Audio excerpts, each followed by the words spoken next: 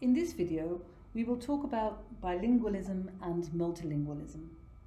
Before we start, have a chat in class and find out how many languages you know as a group and if you share any languages.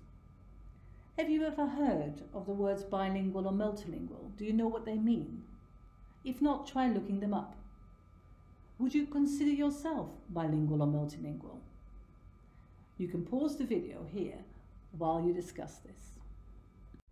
Okay, if you didn't already know, you may have found out that bilingual means someone who knows two languages, while multilingual means someone who knows many languages. You may have hesitated to label yourself as bilingual if you've only learned other languages at school, for example, because we often distinguish between a second language, that is one learned in the community where it is spoken, and a foreign language learned at school and not spoken in the area. People sometimes think that a bilingual has to be someone who has spoken more languages from birth. However, in linguistics, a bilingual person is anyone who knows how to use more than one language. So I think that may include many of you. Another misconception is that a bilingual person would master both or all of their languages to the same level.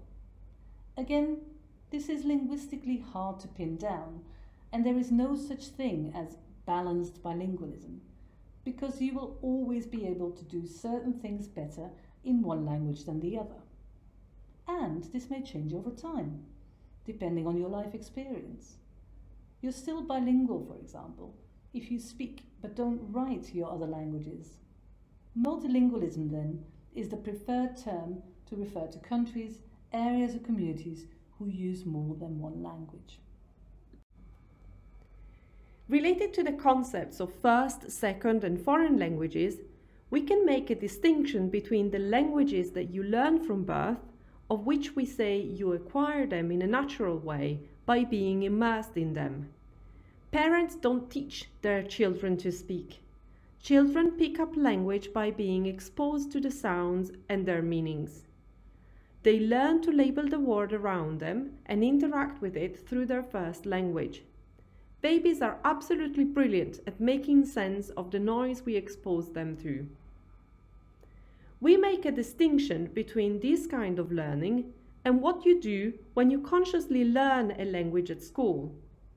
At that point, in a child or person's development, they already have an understanding of the world.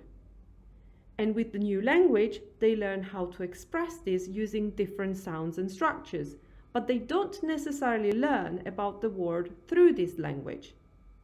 So the way you learn is different, but also what is expected from you will be different. For example, a parent will want their child to express something meaningful and truthful, whereas a language teacher is usually more concerned with the language being correct.